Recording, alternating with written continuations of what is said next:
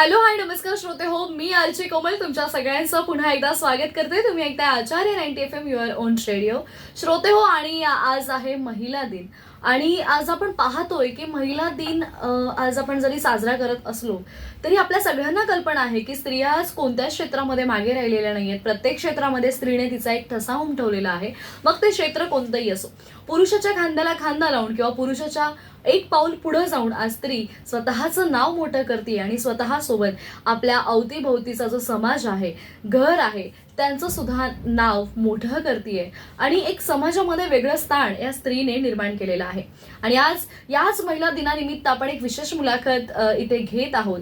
आणि जसं मी मगाशी म्हणाले की स्त्री कोणत्याच क्षेत्रात नाहीये, स्त्री शिकली प्रगती झाली असं आपण बऱ्याचदा म्हणतो की जर तुमच्या घरातली स्त्री, घरातली महिला ही जर शिकलेली असेल तर ती समाजाचा नक्की, घराचा तर विकास करतेच पण समाजाचा विकासही त्याचबरोबर करत असते. आणि असंच एक उत्तम उदाहरण आज माझ्यासोबत माझ्या स्टुडिओमध्ये आज इथे बसलेलं आहे. आणि आजच्या आपल्या या मुलाखतीमध्ये डॉक्टर यशोधरा श्रीकांत वराळे मॅडम इथे आलेल्या आहेत आणि आज आपण महिला दिनानिमित्त त्यांची एक खास विशेष मुलाखत इथे घेत आहोत.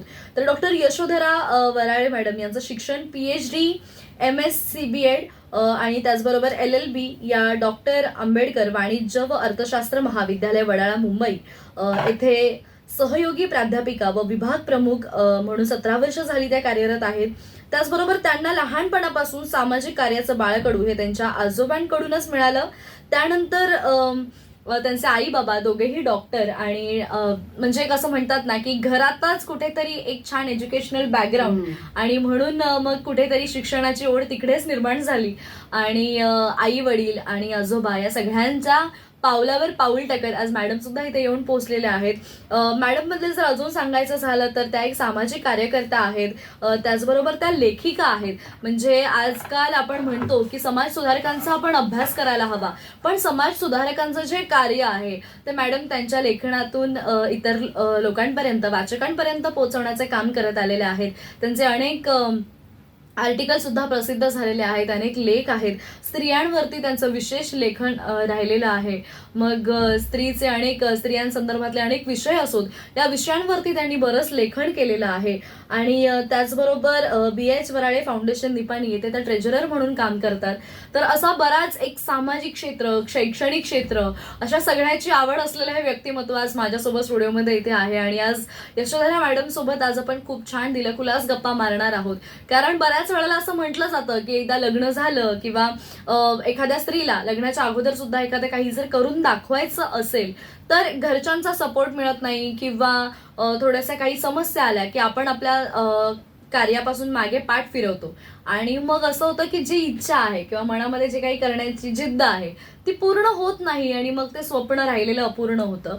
पण मला असं वाटतंय यशोधरा मॅडम ह्या खूप छान उदाहरण आहेत की जर प्रत्येक स्त्रीला जर काहीतरी स्वतःचं करून दाखवायचं आहे, एक वेगळा ठसा उमटवायचा आहे, तर त्यांनी नक्कीच यशोधरा मॅडम यांना ऐकावं. आणि आज ती ऐकण्याची संधी आपल्याला आपल्या आचार्य 90 FMच्या माध्यमातून मिळालेली आहे. मॅडम तुमचं खूप खूप स्वागत आहे आपल्या आचार्य 90 FM. धन्यवाद. आणि सगळ्यात पहिल्यांदा महिला दिनाच्या तुम्हाला खूप शुभेच्छा. तुम्हालाही महिला दिनाच्या, जागतिक महिला दिनाच्या खूप खूप शुभेच्छा. येस. आणि श्रोते हो, अजून एक गोष्ट मी इथे सांगेन, बऱ्याचदा आपल्या स्त्रियांना कौतुकाची थाप तर हवीच असते, पण एक मोटिवेशन सुद्धा हवं असतं की तू पुढे चाल असं म्हणण्याची बऱ्याचदा गरज असते. आणि मॅडम आपल्या सुमधुर वाणीतून बऱ्याच महिलांना सुद्धा मार्गदर्शन करत आलेल्या आहेत. वक्त्या म्हणून त्या अनेक ठिकाणी जाऊन महिलांना, सगळ्या समाजाला मार्गदर्शन करत असतात. तर आज आपण मॅडमची ही जी जर्नी आहे ती आपण जाणून घेणार आहोत. मॅडम काय सांगाल, म्हणजे तुमचं बालपण कुठलं आहे आणि कशी काय शैक्षणिक आणि सामाजिक क्षेत्राची ओढ तुम्हाला लागली? माझा जन्म निपाणी येथे झाला आणि लहानपणापासूनच आमच्या घरामध्ये शैक्षणिक, सामाजिक वातावरण होतं आणि त्यामुळे मग त्याची गोडी लागत गेली. आणि आई वडिलांचे, आजोबा माझे बाबासाहेबांच्या बरोबर होते. 34 वर्ष त्यांचा सहवास लाभला आणि त्यामुळं मातोश्री रमाईंची सुद्धा सहवास लाभला. आणि हे सर्व संस्कार होते ते माझ्यावर लहानपणापासूनच बिंबत होते आणि त्यामुळेच मग मी घडत गेले आणि त्या विचारावर आज इथे आहे. क्या बात आहे. म्हणजे अर्थात खऱ्या अर्थाने तो सहवास लाभलेला आहे कुठेतरी. आणि त्या सानिध्यात तुमचं सहवास बालपण म्हणजे गेलेलं आहे. परिस्पर्श म्हणता येईल. जसा चंदनाचा परिस्पर्श लागल्यानंतर हो. आपण उजळून जातो, तसे आमच्या 4 पिढ्या जवळजवळ बाबासाहेबांच्या परिस्पर्शाने उजळून गेलेल्या आहेत. क्या बात आहे. आणि आजपर्यंत आम्हीही हे ऋणानुबंध दोन्हीकडून जपलेले आहेत. आणि आज मला सांगण्यास खूप आनंद वाटतो की मी doctor Ambedkar college of commerce economics मध्ये असोसिएट प्रोफेसर आहे आणि त्याचप्रमाणे प्रभारी प्राचार्य डॉक्टर आंबेडकर लॉ याचा पण कारभार सांभाळते आहे. आणि आमचे चेअरमन माननीय आनंदराज आंबेडकर सर आहेत, जे बाबासाहेबांचे नातू आहेत. आणि आज जवळजवळ 122 वर्ष झाली होत आहेत. तर या घटनेला आणि आज माझ्या आजोबांच्या ठिकाणी मी त्यांची नात आहे आणि बाबासाहेबांच्या नातू यांच्याबरोबर काम करण्यास जो मला आनंद मिळतो किंवा जे ऋणानुबंध आहे जोडले गेलेले आहेत ते. तर म्हणजे असं म्हणतो की इतिहास हा वर्षानुवर्ष चालूच राहतो, तर त्याचं कुठेतरी प्रतिबिंब असं मला वाटतं. म्हणजे बघा ना, म्हणजे डॉक्टर बाबासाहेब आंबेडकरांच्या सानिध्यात तुमच्या आजोबांचा कालखंड तो गेला आणि त्यानंतर आता त्यांच्या नातूसोबत तुम्ही पण कार्य करण्याचं म्हणजे एक ते योगायोग म्हणेन किंवा ही एक सुवर्ण संधी मिळाली तुम्हाला. येस, मला कार्य करण्याची संधी मिळाली, याचे भाग्यच आहे खरंच. बरं, मग तुमचं बालपण वगैरे सगळं निपाणीमध्येच गेलं? हो, बालपण 10वी पर्यंत निपाणी, 10वी-12वी पर्यंत. नंतर अर्जुन नगर देवचंद कॉलेजला 11वी-12वीला होते. BSc सेकंड इयर पर्यंत होते तिकडे. आणि नंतर आमच्याकडे इतकी सोय नव्हती गावाला, तर त्यामुळे आम्हाला, आणि मेन म्हणजे निपाणी हे सीमा भागावर आहे, म्हणजे कर्नाटक मध्ये नाही आणि महाराष्ट्रामध्ये. त्यामुळे आम्हाला 12वी नंतर महाराष्ट्रात यायचं असेल तर कोल्हापूरला यावं लागतं पुढचं शिक्षण घेण्यासाठी. आणि जर कर्नाटकात जायचं असेल तर बेळगाव, बेंगलोर या ठिकाणी जावं लागतं. मग 10वी BSc नंतर मी 3rd इयरला राजाराम कॉलेज कोल्हापूर इथे झूलॉजी इथे ऍडमिशन घेतलं. त्यानंतर मग MSc शिवाजी युनिव्हर्सिटीमध्ये केले. नंतर BEd केले आणि नंतर मग PhD ला रजिस्ट्रेशन करून डॉक्टर बाबासाहेब आंबेडकर मराठवाडा विद्यापीठामध्ये PhD केली. क्या बात आहे. म्हणजे एकंदरीतच लॉ जेव्हा मग जॉईन झाले नोकरीसाठी मुंबईमध्ये आणि मग तेव्हा लॉ केले. क्या बात आहे. म्हणजे खऱ्या अर्थाने डॉक्टर बाबासाहेब आंबेडकरांच्या विचारावर तुम्ही चालताय. कारण डॉक्टर बाबासाहेब आंबेडकर म्हणतात की शिक्षण हाच आपला पाया आहे आणि शिक्षण हे अगदी मरेपर्यंत जरी माणसाने शिक्षण घेतलं तरी ते कधीच वाया जात नाही. आणि तुम्ही खरं तर त्याच्यासाठी अगदीच त्या विचारांवर पाऊल टाकताय असं टाकलेलं आहे मी म्हणेन. कारण इतकं सगळं शिक्षण, आपण हार्डली 1 डिग्री घेतली की हल्ली लोक थकतात, अरे बापरे 1 डिग्री झाली बस झालं शिक्षण पूर्ण झालं. पण तुम्ही बऱ्याच डिग्र्या घेतलेल्या आहेत, PhD केलेलं आहे. सो हे सगळं असं एक शैक्षणिक वातावरण होतं. पण शैक्षणिक वातावरणाबरोबर तुम्हाला सामाजिक कार्याची आणि सामाजिक क्षेत्राची आवड कशी निर्माण झाली? सामाजिक कार्याची म्हणजे आजोबांपासूनच, कारण आजोबा बाबासाहेबांच्या प्रत्येक शैक्षणिक, सामाजिक अनेक कार्यामध्ये, त्यांनी धार्मिक कार्यामध्ये सर्व मोलाची साथ दिली. तर तेच आमच्यामध्येही रुजू झाले असे म्हणता येईल. त्यामुळे मलाही समाजाची ओढ लागली आणि मलाही असं वाटू लागलं की आपणही काहीतरी समाजाचे देणे लागतो आणि त्याप्रमाणे आपल्याला जे करता येईल ते आपल्या याने आपण करत राहायचं.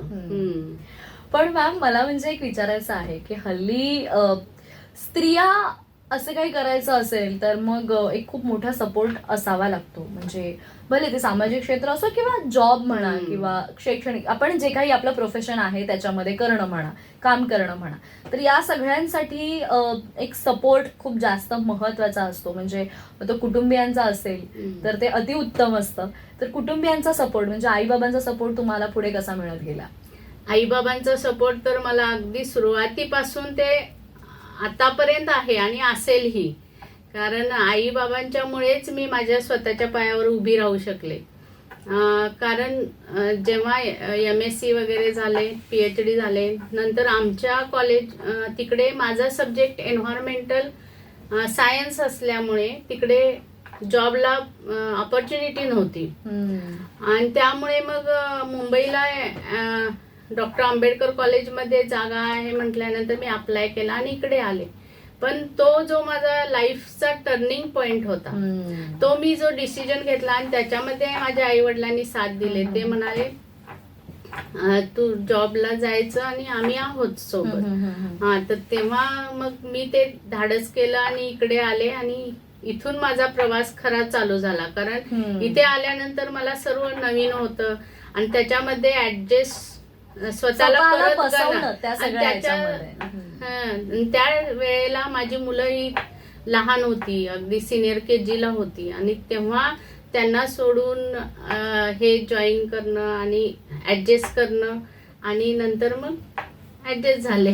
सवय म्हणजे अर्थात काय की हेच म्हणायचं मी जसं मुलाखतीच्या सुरुवातीलाच म्हणाले की जिद्द असायला हवी स्त्रीच्या मनात आणि तुमच्या मनात ती जिद्द होती आणि म्हणून तुम्ही ते तितक्या ठामपणे करून दाखवलं. आपल्या लाईफ मध्ये काय पॉइंट असतो तो प्रत्येकाच्या आयुष्यामध्ये पाहिजे आणि त्यावेळी जो निर्णय घेतो तो आपल्याला बरोबर आपलं आयुष्य आयुष्य बदलून टाकतो. म्हणजे प्रत्येक म्हणजे डॉक्टर आपलं ज्योतिबा फुलेंचं एक वाक्य आहे की प्रत्येक माणसाच्या आयुष्यामध्ये त्याच्या आयुष्याला कलाटणी देणारा एक प्रसंग घडत असतो. तो फक्त आपल्याला ओळखता आला पाहिजे की माझा चल हा माझ्यासोबत असं घडतंय तर हा मी विचार केला किंवा मी हा निर्णय घेतला तर माझ्यासोबत असं घडेल हे आपल्याला ओळखता आलं पाहिजे. आणि टचवूड तुम्हाला तो ओळखता आला आणि तुम्ही आज इथवर पोहोचलात. म्हणजे खरंच कमाल आहे हे सगळं. आणि म्हणजे श्रोते हो, आज आपल्या आजच्या या मुलाखतीमध्ये डॉक्टर यशोधरा वराळे मॅडम आपल्यासोबत जोडल्या गेलेल्या आहेत. अजून बरेच प्रश्न मला आहेत. म्हणजे त्या स्वतः लेखिका आहेत, आजवर त्यांना अनेक पुरस्कारांनी गौरवण्यात आलेलं आहे आणि स्त्रियांविषयी त्यांचं जे काही काम आहे किंवा जे काही कार्य आहे त्याविषयी सुद्धा आपण जाणून घेणार आहोत. पण एक छोटीशी विश्रांती घेऊयात आणि या विश्रांतीनंतर लगेचच पुन्हा भेटूया. तुम्ही मात्र कुठेही जाऊ नका. महिला दिन विशेष आपली मुलाखत सुरू आहे. आज की नारी या सेगमेंटमध्ये आपल्यासोबत जोडल्या गेलेल्या आहेत तर डॉक्टर यशोधरा वराळे मॅडम. तुम्ही मात्र ऐकत राहा. आम्ही लगेचच परत येतोय. ऐकत राहा Acharya 90 FM your own radio. Hello hi नमस्कार श्रोते हो, पुन्हा एकदा या छोट्याशा विश्रांतीनंतर मी आरजे कोमल तुमच्या सगळ्यांचं स्वागत करते. तुम्ही ऐकताय आचार्य 90 FM युअर ओन रेडिओ. श्रोते हो, आज आहे जागतिक महिला दिवस आणि या महिला दिनानिमित्त आपण एक खूप सुंदर मुलाखत इथे घेत आहोत आणि आपल्या ह्या आज की नारी या सेगमेंटमध्ये आपल्यासोबत जोडल्या गेलेल्या आहे डॉक्टर यशोधरा वराळे मॅडम. मॅडम शैक्षणिक क्षेत्रामध्ये त्यांचं काम आहेच, म्हणजे त्या प्राध्यापिका म्हणून काम करत आहेत. त्याचबरोबर doctor Ambedkar college of law मध्ये त्या इन्चार्ज प्रिन्सिपल म्हणून सुद्धा काम पाहत आहेत आणि शी इज अ मल्टीटास्किंग वुमन मी असं म्हणेन. मल्टीटास्किंग आहेत, त्या बरंच काम करतात. शैक्षणिक क्षेत्रासोबत सामाजिक क्षेत्राची आवड आहे आणि आपल्यासोबत इतर स्त्रियांनी सुद्धा पुढे आलं पाहिजे, काम केलं पाहिजे असा त्यांचा कल राहिलेला आहे. तर या सगळ्या गोष्टी आपण त्यांच्याकडून जाणून घेतोय. मॅडम, ब्रेकपूर्वी तुम्ही सांगितलं की तुम्हाला शैक्षणिक क्षेत्राची आवड कशी निर्माण झाली किंवा तुम्ही आज इथवर कसा येऊन पोहोचलात कॉलेजपर्यंत, जॉबला लागेपर्यंत. मला असं विचारायचं आहे की लिखाणाची आवड कशी निर्माण झाली तुम्हाला, कारण तुमचं बरंच लिखाण आहे. तुम्ही माता रमाईंवरती पुस्तक लिहिलेलं आहे आणि शिवाय बाकीचे काही तुमचे स्त्रियांविषयीचे बरेच लेख प्रसिद्ध आहेत. तर हे लिखाणाची आवड कशी निर्माण झाली? मी लहानपणापासूनच पेपर वाचायची आणि वाचत मग मला जे बाबासाहेबांच्या विचारांचा प्रभाव पडत गेला किंवा अनेकांची लेख वाचल्यानंतर पण असं काही प्रश्न असं मनाला भेडसवायचे की अरे बाबा, असं वाटायचं की या ह्याला आपणही काहीतरी लिहायला पाहिजे. एखादे आता बरेच इन्सिडेंट आपल्या आयुष्यामध्ये घडत असतात, तर मग आपल्याला वाटेल, मला वाटत गेलं की माझा विचार काय आहे, माझे मत आहे ते मला मांडायचं आहे आणि त्यामुळे मग मला वाटलं थोडं मी लिहित गेले आणि मग आवड निर्माण झाली. आणि त्याच्यानंतर मग प्रत्येक समाजात ज्या समस्या भेडसावतात किंवा अनेक प्रकारे स्त्रियांना, आता आपण आज किती नोकरी केलो तरी आज स्त्रियांना म्हणावे तितके स्थान नाहीच आहे. म्हणजे स्त्रियांचे अस्तित्व नेमके काय, चूल आणि मूलच असे. म्हणजे आज आपण अगदी 21व्या शतकात पोहोचलो, अंतराळात पोहोचलो, आकाशाला फिनिक्स पक्षाप्रमाणे गवसणी घालत आहोत. पण आज खऱ्या अर्थाने आज स्त्री ही परावलंबीच आहे असे मला वाटते. कारण का तर आज आपण पाहिले तर सुरुवातीपासूनच स्त्री ही त्याच्या पित्यावर अवलंबून असते, नंतर लग्नानंतर नवऱ्यावर अवलंबून असते आणि वृद्धाप काळामध्ये ती तिच्या मुलांच्यावर अवलंबून असते. आणि स्वतः स्त्रीलाही ती सवय लागलेली आहे की आपण त्याच्यातून बाहेर पडूच शकत नाही. आणि आज ही आपल्याला पुरुषप्रधान संस्कृतीमध्येच राहायलाही आवडतं आणि पुरुषप्रधान संस्कृतीच आहे असं म्हणावं लागेल. म्हणजे मला इन शॉर्ट असं जाणवते तुमच्या बोलण्यातून की तुम्हाला कदाचित म्हणजे असा मुद्दा आहे तुमचा की भले स्त्रिया कितीही शिकल्या असतील तरीही ती एक चौकटच आहे की त्यांना म्हणजे नाही, मला सगळं म्हणजे मी जरी जॉबला जाते तरी मला माझ्या कुटुंबांना पण वेळ द्यायचा. म्हणजे आज जर पुरुष कामाला जातोय तर हल्ली असं त्यांना असं 100% टेन्शन नसतं की मला घरी जाऊन जेवण बनवायचंय, पण स्त्रीला ते असतं. किंवा कुठेतरी तिचं प्रोफेशन पण सांभाळायचंय, तिचं पॅशन पण सांभाळायचंय, पण मग तिला तिचं घर पण सांभाळायचंय. म्हणजे हल्ली जर आज आपण किती मोठ्या पदावर जरी असलो तरी सुद्धा आपल्याला आपलं काम करत असतो आपण, पण लक्ष मुलांबाळाकडे घराकडेच असतं. आज मुलं जेवली की नाही, हे की नाही, हे साधे प्रश्न आहे कोणत्याही स्त्रीला पडलेलेच असतात. बरोबर, नक्कीच. पण मग तुम्ही जेव्हा माता रमाई म्हणजे अर्थात डॉक्टर बाबासाहेब आंबेडकरांचा कुठेतरी एक प्रतिबिंब म्हणा किंवा एक वारसा म्हणा तो आहेच, पण मग माता रमाईंविषयी तुम्हाला काय जास्त भावलं? तुम्ही माता रमाईंवर पुस्तक लिहिलंय. माता रमाईंविषयी तर त्या म्हणजे अगदी अत्यंत त्यांच्यामुळेच आज आपण, त्यांच्या त्यागामुळेच आज आपण आहोत. बरोबर. आणि माता रमाईंचा म्हणजे जी त्यागमूर्ती माता रमाई हे नाव त्यांना पडलं तर त्यामध्ये त्यांचे खरंच ममतेचा तो त्याग होता. आणि याच्यावरून मला एक छोटीशी गोष्ट सांगावी वाटते.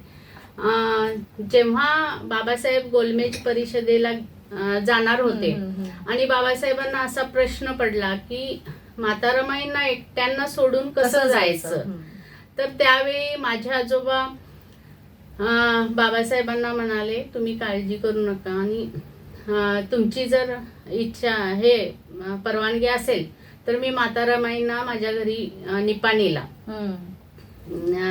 गावी घेऊन जातो थोडे दिवस धारवाडला.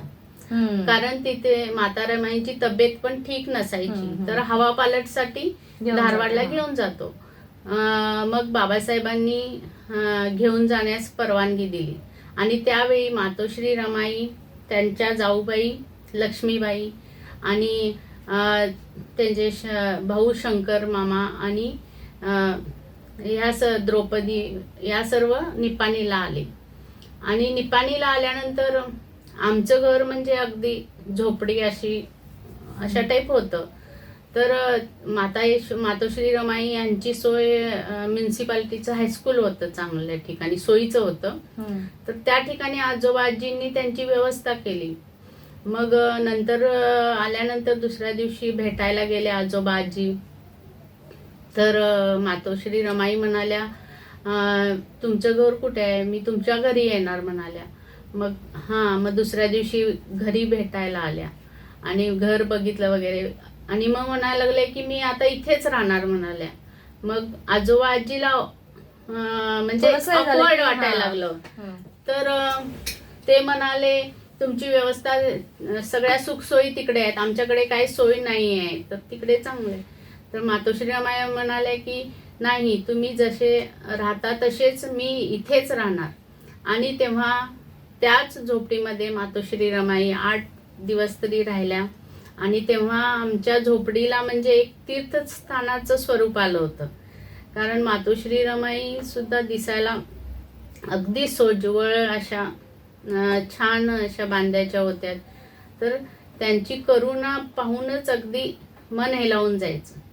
आणि जेव्हा मग धारवाडला बाबासाहेबांनी डिप्रेस क्लासच्या मुलांसाठी वसतिगृह स्थापन केले होते आणि माझ्या आजोबांना त्याची नेमणूक केली होती, सुप्रिटेंडंट म्हणून नेमले होते. आणि त्यावेळेला एकदा मुलांच्या अन्नधान्यांचा प्रश्न आला, म्हणजे अन्नधान्य संपले आणि त्यांना तेव्हा जेवणाचा त्यांच्या प्रश्न आला. बांगड्या दिल्या. हा, आणि मग त्यावेळी आजोबांना प्रश्न पडला की आता काय करायचं. तर मातोश्री रमाईने आजोबा आजीचं बोलणं ऐकले. मग म्हणाले, त्यांनी स्वतःच्या बांगड्या काढून दिल्या आणि म्हणाले, हा गहाण ठेवा वाण्याकडे आणि वाण्याकडून धान्य आणा. मी मुलांना असं बघू शकत नाही. हा. बरोबर. आणि तेव्हा मग आजोबांनी नाईलाजाने ते बांगड्या घेऊन गहाण ठेवल्या आणि धान्य आणले. आणि तेव्हा स्वतः मातोश्री रमाईंनी जेवण करून सर्व मुलांना वाढले. म्हणजे त्यावेळेला मातोश्री रमाई या सर्वांच्या खऱ्या अर्थाने माता झाल्या. बरोबर. येस, नक्कीच. म्हणजे मला आजवर हा इतिहास म्हणजे कल्पना होती, याची माहित होता हा इतिहास, परंतु तो इतिहासाच्या तुम्ही साक्षीदार किंवा तुमचे कुटुंबीय त्यांचे साक्षीदार आहेत. आणि खरंच आज आम्ही भाग्यवान आहोत की आम्हाला जो आम्ही पुस्तकात वाचलेला इतिहास आहे तो जिथे घडलेला आहे, ज्यांच्या सोबत तो घडलेला आहे, त्या स्वतः तुम्ही इकडे आहात आणि तो तुमच्या तोंडून ऐकायला मिळतोय. तर खरंच ही खूप मोठी बाब आहे. आणि मला असं वाटतं की म्हणजे माता रमाई त्यांच्याकडून खरंच काही जर शिकायचं असेल तर त्याग, किंवा समाजासाठी जर माझा माणूस समाजाच्या चांगल्यासाठी काहीतरी करायला गेलाय तर त्याच्या पाठीशी खंबीरपणे उभं राहणं, किंवा करुणा, म्हणजे खऱ्या अर्थाने माया काय असते, ममता काय असते. आपल्या पोटाच्या गोळ्याला तर सगळेच माया लावतात, सगळेच जीव लावतात, पण दुसऱ्यांच्या बाळांना, दुसऱ्यांच्या चिमुकल्यांना आपलंसं मानायचं आणि त्यांना जीव लावायचा, हे करुणा आणि ही माया आपण खरंच मातोश्री रमाईंकडून शिकलेलो आहोत. आणि रमाईच्या त्यागामुळेच खऱ्या अर्थाने डॉक्टर बाबासाहेब आंबेडकर घडले. आणि खरंच कमाल वाटलं. आणि मला मॅडम असं विचारायचं आहे की जसं आपण आता रमाईंबद्दल इतकं भरभरून बोललात, अगदी भारावून गेल्यासारखं वाटलं, पण त्याचबरोबर मला असं जाणून घ्यायचंय की तुम्ही स्त्रियांविषयी बरेच लेख लिहिलेले आहेत. तर स्त्रिया हा विषय का, म्हणजे तुम्हाला असं का वाटलं की आपण स्त्रियांवरती लिहायला हवं? कारण स्त्रियाचे अस्तित्व, स्त्रिया हा परिपूर्ण, त्याच स्वतःमध्ये परिपूर्ण असतात. आज स्त्रियामध्ये अनेक प्रकारचे गुण आहेत. तर त्याप्रमाणे आपल्याला त्यांचा सोशिकपणा, त्यांची माया, वात्सल्य, प्रेम, आपुलकी, या सर्वांनी स्त्री तर सर्वांना आपलंसं करून घेते. बरोबर. पण तिच्यामध्ये जी सहनशीलता आहे, तर वेळ पडली तर ती जेवढी सोशिक आहे त्याचप्रमाणे ती कोणत्याही परिस्थितीला तोंड देऊन त्याला सामोरं देऊ शकते. आणि तिच्यामध्ये शक्ती आहे की अनेक अन्याय अत्याचार होत असतील तर त्यालाही ती वाचा फोडू शकते. बरोबर. आणि बरोबर न्याय मिळवून देऊ शकते. नक्कीच. खरंच अगदी 100% की एक बात असं म्हणतात त्या पद्धतीचं झालं हे. आणि अगदी खरं म्हणाला तुम्ही, म्हणजे स्त्रियांना किती पण संकट येऊ द्यात, स्त्रिया जरी हळव्या असल्या तरी त्या घाबरून जात नाहीत, डगमगून जात नाहीत, कणखरपणे त्या उभ्या राहतात, अगदी पाय रोखून जमिनीमध्ये उभ्या राहतात आणि आलेल्या संकटांचा सामना करतात. आणि कदाचित म्हणून तुम्हाला हा विषय जास्त जवळीचा वाटतो. आणि मला असं वाटतं की आपण स्त्रियांनी तरीही असे लेख, म्हणजे स्वतःला जर मोटिवेट करायचं असेल, स्वतःला जर असं कॉन्फिडंट ठेवायचं असेल तर स्त्रियांनी तरी अशा प्रकारचे लेख आणि अशा प्रकारचा विश्वास पुढे स्वतःमध्ये निर्माण केला पाहिजे, असे लेख वाचले पाहिजे. श्रोते हो, आपली आजची जी मुलाखत आहे ती विशेष मुलाखत आहे आणि महिला दिनानिमित्त आपण ही मुलाखत इथे घेत आहोत. आणि आपल्या आजच्या या मुलाखतीमध्ये आज की नारी या सेगमेंटमध्ये डॉक्टर यशोधरा वराळे मॅडम आपल्यासोबत जोडल्या गेलेल्या आहेत. त्यांची जी काही जर्नी आहे किंवा तो त्यांचा आतापर्यंतचा प्रवास आपण म्हणूया, तो आपण त्यांच्याकडून जाणून घेतोय. यानंतरच्या पुढच्या सेगमेंटमध्ये माझे काही अजून प्रश्न आहेत, ते मला त्याची उत्तरं हवी आहेत मॅडम कडून आणि ही गप्पांची मैफिल आपण अशी सुरू ठेवूयात. पण तुम्ही मात्र एक छोटासा ब्रेक घेऊया. तुम्ही मात्र ऐकत राहा Acharya 90 FM your own radio. Hello, hi, नमस्कार श्रोते हो, मी आरजे कोमल पुन्हा एकदा छोट्याशा विश्रांतीनंतर तुमच्या सगळ्यांचं स्वागत करते. तुम्ही ऐकताय आचार्य 90 FM युअर ओन रेडिओ. आणि आज आहे जागतिक महिला दिवस आणि या जागतिक महिला दिनानिमित्त आपण विशेष मुलाखतींचं आयोजन आज इथे केलेलं आहे. आणि आपल्या आजच्या विशेष मुलाखतीमध्ये डॉक्टर यशोधरा वराळे मॅडम आपल्यासोबत जोडल्या गेलेल्या आहेत. आणि डॉक्टर यशोधरा वराळे मॅडम यांचा जो काही म्हणजे डॉक्टर बाबासाहेब आंबेडकरांचा सहवास, सानिध्य यामध्ये किंवा त्यांची जी काही पुढची पिढी आहे त्यांच्यासोबत काम करण्याची संधी त्यांना मिळालेली आहे. म्हणजे त्यांच्या आजोबा असतील, त्यांचे आई बाबा असतील, यांना डॉक्टर बाबासाहेब आंबेडकरांचा सहवास लाभला. आणि त्यानंतर खरं असं म्हणतात ना की जेव्हा आपण अशा सहवासात येतो, अशा सानिध्यात येतो, त्यामुळे आपल्या मनावरती त्याच विचारांचा पगडा एक निर्माण होतो. आणि त्या विचारांचा पगडा, मग तो अभ्यासाच्या बाबतीतला असू देत किंवा समाज कार्याच्या बाबतीतला असू देत, तो पगडा आपसुकच डॉक्टर यशोधरा यांच्यावरती निर्माण झाला असं मी म्हणेन. आणि मुलाखतीपूर्वी जाण्यापूर्वी त्यांनी रमाईंचा एक खूप सुंदर किस्सा आपल्याला सांगितला. यानंतर मला मॅडम विचारायचं आहे की आपण जेव्हा समाजासाठी काहीतरी करत असतो, आपण कोणत्याच भावनेने, म्हणजे मला काहीतरी मिळेल या भावनेने आपण करत नाही. जसं की तुम्ही म्हणालात की आपण समाजात राहतो तर त्या समाजाचं आपण देणं लागतो म्हणून आपण त्या गोष्टी करत असतो. आणि तुम्ही याच भावनेने हे सगळं काम करत आलेलं आहात आजवर. आणि त्यामुळे तुम्हाला अनेक पुरस्कारांनी गौरवण्यात आले. म्हणजे सगळे मोठे मोठे पुरस्कार असतील, त्यामध्ये आदर्श शिक्षिका, कर्तृत्ववान नारी पुरस्कार असेल, कर्तृत्ववान नारी रत्न पुरस्कार असेल, भीमक्रांती, असे मोठे मोठे पुरस्कार तुम्हाला मिळालेले आहेत. या मोठ्या पुरस्कारांनी सन्मानित करण्यात आलेलं आहे. काय वाटतं जेव्हा आपल्या कार्याची दखल घेऊन आपल्यावर पुरस्कार रूपी कौतुकाची थाप दिली जाते? पुरस्कार मिळणे म्हणजे कार्याची दखल घेणे आहे, पण या दखलसाठी, पुरस्कारासाठी आपण कार्य करत नाहीच आहे. पण कुठेतरी समाजामध्ये म्हणजे जे काही विचार आहेत त्या विचाराला मान्यता मिळते असं वाटतं. म्हणजे आपले जे विचार आहेत ते लोकांना आवडतात किंवा पडतात. अनेक ठिकाणी प्रबोधन लेक्चर्स साठी जाते, प्रबोधन करते. तर आपलं जे कसं म्हणतात की इतिहास सांगितला नाही तर तो इतिहास विसरून जातो, पोहोचणार नाही लोकांना. आणि आजच्या नवीन पिढीला इतिहास माहिती नसतो. तर आपणच इतिहास पुन्हा पुन्हा सांगितल्यानंतर त्यांना इतिहास काय आहे ते कळू शकेल. त्यामुळे हे कार्य सुरू आहे. हे कार्य म्हणजे जनजागृती करत राहणे. आणि बाबासाहेबांनी इतकं कार्य केलंय किंवा सावित्रीबाई फुलेंच्यामुळे आज मी आपल्या सर्वांसमोर उभी आहे. बरोबर. किंवा आपण दोघी बोलत आहोत. आणि जे त्यांना कष्ट सहन करावे लागले किंवा कोणत्या परिस्थितीमध्ये, खडतर परिस्थितीमधून आपल्याला आज आपण इथे आहोत, तर त्यांचे विचार तेवत ठेवणे, क्रांती ज्योती सारखी ज्योत ती तेवत ठेवणे हे आपले कर्तव्य आहे असे मला वाटतं. येस, नक्कीच.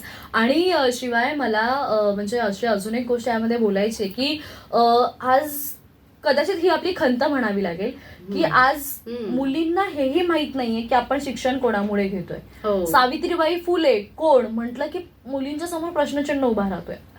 मुळात म्हणजे मुलींना तरी याची जाणीव असणं फार गरजेचं आहे. आज जर आपण शिक्षणाचा डंका वाजवतोय किंवा आपण म्हणतोय की मी खूप शिकलेली आहे किंवा मी पुढे आली आहे, पण ते कोणामुळे किंवा त्याच्या मागे जो काही इतिहास आहे तो खरंच माहितीये का, तर ही खंत वाटते कुठेतरी. आणि जेव्हा तुमच्यासारखे असे विचार प्रबोधन करणारी लोक जेव्हा असे समाजात कार्य करतात, तेव्हा ती खरंच मग कुठेतरी वाटतं की नाही, आपला इतिहास जिवंत ठेवणार किंवा आपला इतिहास पुढच्या पिढीपर्यंत पोहोचवणारी लोक आपल्यासोबत आहेत. आणि तुम्ही तेच एक काम करताय. मॅडम, आज तुम्ही बऱ्याच ठिकाणी जाता, समाज प्रबोधन करता, समाज सुधारकांचे विचार लोकांपर्यंत पोहोचवता. कशा प्रकारचा अनुभव तुम्हाला येतो? छान वाटतं. आणि समाजामध्ये आज कसं आहे, जास्त करून नवीन पिढी आपण पाहिली तर नवीन पिढी ही मोबाईल मध्ये गुंतलेली दिसून येते. तर त्यामुळं त्यांना इतिहास हा माहितीच नाही. पण हे त्यांना कुठेतरी त्यापासून परावृत्त करून अनेक थोर माणसांची, लोकांची, आपल्या थोर माणसांची पुस्तकं वाचायला दिले पाहिजे. त्यांचा इतिहास त्यांना समजावला पाहिजे. आणि त्यांचे आचार विचार समजून घेऊनच ते, कारण प्रत्येक स्त्रियांनी सुद्धा, स्त्री ही कशी आहे की स्त्री ही राष्ट्र निर्माता आहे. म्हणजे तिच्या कुशीतून प्रत्येक राष्ट्राचा नागरिक जन्म घेतो. आणि त्यामुळे स्त्रियांनी आपण हे आपल्या मुलांच्यावर किंवा नवीन पिढीवर हे बिंबवले पाहिजे. त्याचप्रमाणे बाबासाहेब जेव्हा 1932ला महिला अधिवेशन घेतले तेव्हा खास करून त्यांनी स्त्रियांना सांगितले की दुर्गुणापासून दूर राहा, लग्न करण्याची घाई करू नका, बरोबर, उच्च शिक्षण घ्या, म्हणजे तुम्ही उच्च शिक्षित व्हा, उच्च पदावर विराजमान व्हा, इंडिपेंडेंट. हा, आणि मग लग्न करण्याची घाई करा. आणि उच्च पदावर मला बाबासाहेब असेही म्हणाले होते की स्त्रिया या शील आणि सौंदर्य हे जपलं पाहिजे. तर फक्त उच्च पदावर विराजमान असून चालत नाही, तर त्याचप्रमाणे शील आणि चारित्र्य हे जपलं पाहिजे. आणि त्यामध्ये ते जपून तुम्ही स्वतःला सुंदर बनवू शकता आणि स्वतःचे अस्तित्व टिकून स्वतःच्या कुटुंबाची, समाजाची आणि देशाची पण प्रगती करू शकता. आज अनेक ठिकाणी आपल्या महिला पोचलेल्या आहेत, तर या सर्व कामगिरी पार पाडतच त्यांनी देशाची सेवा करत आहे.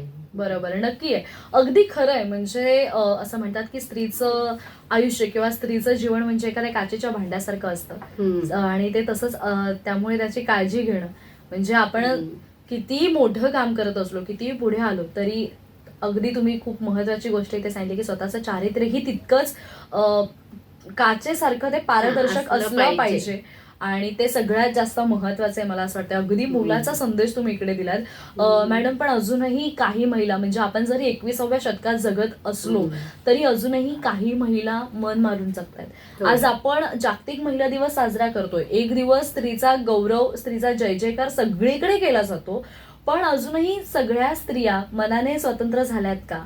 म्हणजे जरी या स्वतंत्र सगळीकडे दिसतंय तर त्या मनाने खरंच तरी स्वतंत्र आहे का? किंवा काही महिला आहेत ज्यांचं असं म्हणणं असतं की मला माझं कुटुंब करायचंय, मला माझं कुटुंब सांभाळायचंय, पण त्यामुळे मग कुठेतरी त्यांची आवड, पॅशन मागे राहिलंय. तर अशा महिलांना काय मार्गदर्शन कराल किंवा जाता जाता काय संदेश द्याल? पहिल्यांदा सुरुवातीलाच मी सांगितलं की आज आपण किती शिकलो आहोत आणि उंचीवर पोहोचलो आहोत, पण तरी आज पुरुष प्रधान संस्कृती कुठेतरी आहे.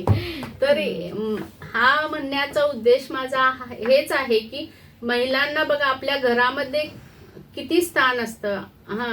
तिच्या मनाचा कधी कोण विचार करतो का? ती सकाळपासून ते रात्रीपर्यंत सर्व गोष्टी करत असते आणि त्याच्यामध्ये तिला काय हवंय किंवा तिच्या मनाचा आपण विचार कधीच करत नाही.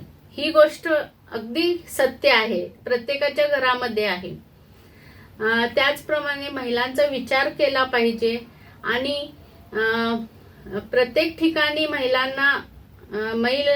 आज पुरुषाच्या बरोबरीने काम करतात, पण तरीही आर्थिक व्यवहारामध्ये महिलांचे अनेक मत अनन्यसाधारण असेच असते. तिचे मत विचारले जात नाही, गृहीत धरलं जातं. अनेक ठिकाणी महिलांना गृहीत धरलं जातं असं मला वाटते. पण मग महिलांनी कसं स्वतःला पुढे आणलं पाहिजे, काय वाटतं तुम्हाला? म्हणजे जर एखादी स्त्री असेल, तिला बऱ्याच दिवसापासून काही करण्याची इच्छा आहे पण ती करत नाहीये, तर त्या स्त्रियांना तुम्ही काय सांगाल? तर त्यांनी बाहेर पडलं पाहिजे, काही घरातील लोकांना समजावून सांगितलं पाहिजे आणि पुरुषांनीही किंवा घरातल्या सर्वांनी तिला समजून घेतलं पाहिजे आणि तिला जे करायचं आहे त्यासाठी त्या लोकांनी वाव दिला पाहिजे. त्यासाठी आपल्याला स्वतःची, पुरुषांचीही आणि महिलांचीही मानसिकता बदलणे गरजेचं आहे. त्यामुळे जे आपण स्त्री पुरुष समानता म्हणतो हे फक्त बोलण्यात नाही तर तसं वागण्यात दिसलं पाहिजे. नक्कीच. आणि मला असं वाटतंय की आज आपण जागतिक महिला दिनानिमित्त ही मुलाखत घेतोय. काही ठिकाणी बऱ्याच गोष्टी बदललेल्या दिसतात. म्हणजे स्त्रियांनाही घरात कोणताही डिसिजन घेताना बऱ्याचदा काही वेळा आता स्त्रियांची मतं लक्षात घेतली जातात, पण ज्या ठिकाणी अशा गोष्टी नाही आहेत तर तिथे खरंच बदलाव हा आला पाहिजे. तिथे ती विचार करण्याची पद्धत बदलण्याची खरंच गरज आहे. कारण आज स्त्रिया तितक्या मॅच्युअर्ड झालेल्या आहेत, तितक्या शिकलेल्या आहेत, त्यामुळे कदाचित एखादा निर्णय त्या इतरांपेक्षाही चांगला देऊ शकतात. त्यामुळे स्त्रीचं मत किंवा स्त्रीचं स्वातंत्र्य आणि स्त्रीला केलेला सहकार्य करण्यात यावं, सहकार्य जे म्हणतो आपण, किंवा स्त्रीला पाठबळ, जसं आपण एखाद्या पुरुषाला पुढे जाण्यासाठी पाठबळ देतो तसंच पाठबळ ते स्त्रीला मिळालं तर समाजात हा बदल नक्कीच घडेल. आणि त्याचबरोबर सगळ्यात महत्वाचं म्हणजे स्त्रियांनी आपण कितीही पुढे आलो, कितीही आपण सक्सेस मिळवलं तर आपण त्या समाज सुधारकांना विसरू नये. कारण डॉक्टर बाबासाहेब आंबेडकर असतील, ज्योतिबा फुले असतील, अहिल्याबाई होळकर असतील किंवा झाशीची राणी असेल, राजमाता जिजाऊ असतील, रमाई असतील आणि या सगळ्या स्त्रियांमुळे, सावित्रीबाई फुले असतील, या सगळ्या स्त्रियांमुळे, या समाज सुधारकांमुळे आज आपण ह्या समाजामध्ये स्थान निर्माण करू शकतो. आणि हाच विचार, ह्या सगळ्या गोष्टी मॅडम डॉक्टर यशोधरा मॅडम सगळीकडे पोहोचवत आहेत. आपल्या एक बाबासाहेब म्हणालेच होते की समाजाची उंची जर मोजायची असेल तर त्या समाजामध्ये किती स्त्रिया उच्च शिक्षित किंवा शिक्षित आहेत यावर एखाद्या समाजाची उंची मोजली जाते. म्हणून सर्वात महत्वाचं आहे की शिक्षण हे समाज परिवर्तनाचे साधन आहे आणि सर्वांनी उच्च शिक्षण घेतलं पाहिजे. बरोबर, अगदी खरं आहे हे. म्हणजे असं म्हणतात की स्त्री शिकलेली असेल तर घरही सुधारतं आणि घरही शिक्षण हे धारदार शस्त्र आहे. म्हणजे आणि शिक्षण हे कधीच वाया जात नाही. आणि ह्या सगळ्या गोष्टींवरती आज आपण छान गप्पा मारल्या. आणि डॉक्टर यशोधरा मॅडम, तुम्ही आज इथे आलात आणि आम्हाला पुन्हा पुन्हा तुम्हाला ऐकण्याची इच्छा आहे. त्यामुळे मी तुम्हाला पुन्हा पुन्हा आमच्या स्टुडिओमध्ये येण्याची विनंती करते. पण आज तुम्ही इथे आलात, महिलांना आमच्या मोटिवेट केलं, महिलांना प्रोत्साहन दिलं आणि जागतिक महिला दिनानिमित्त आम्हाला तुम्हाला ऐकता आलं. त्यामुळे आम्ही खूप तुमचे आभारी आहोत. तुम्ही दिलेल्या वेळासाठी मी खरंच तुमची खूप आभारी आहे. मी सुद्धा आचार्य कॉलेज यांनी मला इथे बोलवले आणि कोमल, तुझेही खूप खूप धन्यवाद. थँक्यू. खरं तर वंदना मॅडममुळे हा योग आला. आपल्या वंदना गायकवाड मॅडमनी मला बोलवले. येस, त्यांच्यामुळे मग तर श्रोते हो, आपल्या आज की नारी या सेगमेंटमध्ये डॉक्टर यशोधरा वराळे मॅडम आपल्यासोबत जोडल्या गेल्या होत्या. शैक्षणिक क्षेत्र, सामाजिक क्षेत्र आणि समाज प्रबोधन त्या गेली अनेक वर्ष करत आलेल्या आहेत. आणि असं म्हणतात की समाजाचं आपण काहीतरी देणं लागतो, ही भावना मनामध्ये ठेवून त्यांनी अनेक काम या समाजासाठी केलेलं आहे. आणि आज त्यांना ऐकण्याची संधी आज आपल्याला इथे मिळाली. पुन्हा एकदा तुम्हा सर्व श्रोत्यांना जागतिक महिला दिनाच्या खूप खूप शुभेच्छा. फक्त एक दिवस स्त्रीचा सन्मान न करता कायम स्त्रीचा आदर करा, कायम स्त्रीला एका उच्च स्थानी ठेवा, असाच जाता जाता संदेश देते. आणि या सेगमेंटमध्ये डॉक्टर यशोधरा वराळे मॅडम सोबत मी आरजे कोमल इथेच तुमची रजा घेतेय. तुम्ही मात्र कुठेही जाऊ नका, ऐकत रहा आचार्य 90 FM your own radio. Thank you.